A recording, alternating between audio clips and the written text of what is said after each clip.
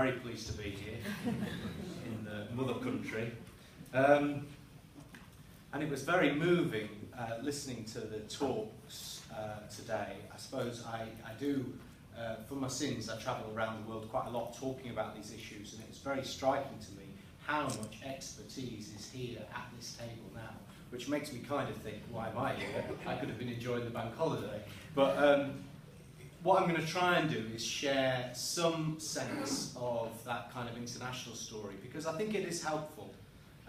Martin said earlier, you know, things change when the time is right, and I think things are changing, and I think things are changing internationally as well. So, part of what I want to say, which may seem is not as emotional as heartwarming as some of this, is just that some of the things that governments are struggling with these days, they're struggling with all over, which is that kind of we've spent decades putting money in the wrong stuff. That would be the simple way of putting it. We've not really invested in citizenship, in ourselves, in a sense. We've not invested in, listen to the stories from families. You know, how often are families disregarded? We've not invested in our communities. Listen to those stories about what people do with their lives once they get control as they build a place in community. Right, so these are the good things that make a life worth living, and yet actually that's not what the welfare state has been doing for many decades.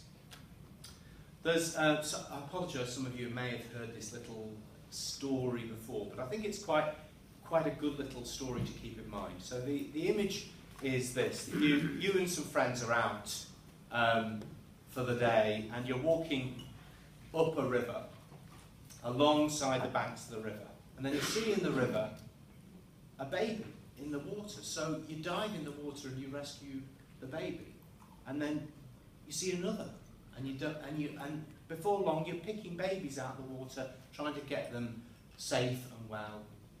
And then one of you starts walking further up the river, and you shout, "What are you doing? We've got to save these babies." And she says, "I'm going upstream to find who's throwing babies in the river." Yeah? The point is that lots of problems that we face in our communities and in our society are caused upstream by failure to help people properly early on, by failure to give people kind of powers and rights and control, by failures to address what's going wrong in our communities.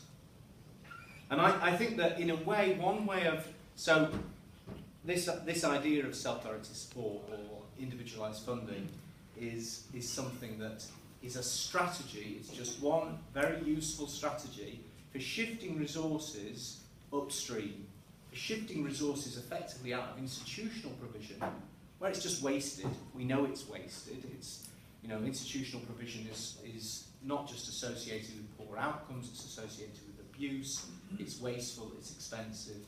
Instead, we start shifting those resources into the hands of citizens, into the hands of families, where they do good things with them. The other thing that was talked about at the beginning of the day, which I think is a really important thing to remember, is human rights. So the disability movement has been fighting for decades to advance their own rights as citizens. The UN Convention on the Rights of Persons with Disabilities sets out some core principles that are about making human rights real for people with disabilities. So another way of thinking about personal budgets is just really, it's part of that rights story. You know, instead of us saying what we're going to do is pour money into services and give them, aren't we nice, we're going to give them to people with disabilities, actually we say these are people's rights, and therefore people have an entitlement. They have an entitlement to a certain amount of money. That money is then something that people can use to build a better life for themselves. So that's a rights-based approach. And the service system that we've had for decades, and developed countries have all went through this same mistaken period, building institutions, building services that were not flexible. That is, in a sense, a complete denial of people's basic human rights.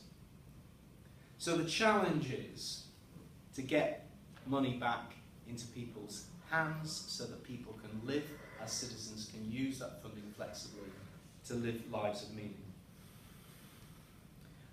This slide is meant to represent, in a sense, good news and bad news. Is it bad news?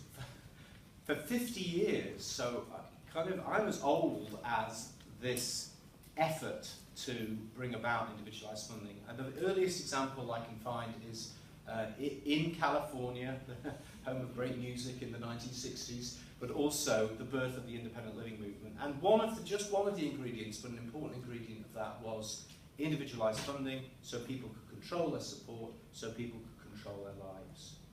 Now when you go around the world, you find examples of individualised funding all over wherever there have been welfare states. And the grey areas don't mean that there isn't self-directed support going on in those areas. It just means I haven't found any examples yet. There may well be information. I'd be very interested in your international survey report, because it's a struggle actually to get a lot of this data, because often the jargon is very confused. For one thing, somebody's called, might call it personal budgets over here, individualised funding over here, cash and counselling over here. There's a whole array of jargon and terminology. But when you look beyond that, it does break down into simple principles about people having more control, having individualised funding, and being able to build better lives themselves. The other strange thing about this map is, although there's red everywhere, there's red on Ireland, you'll see, because you're doing this at a small scale, that's what you find. In some places it's a really small scale. In some places it starts with people with physical disabilities, and that's quite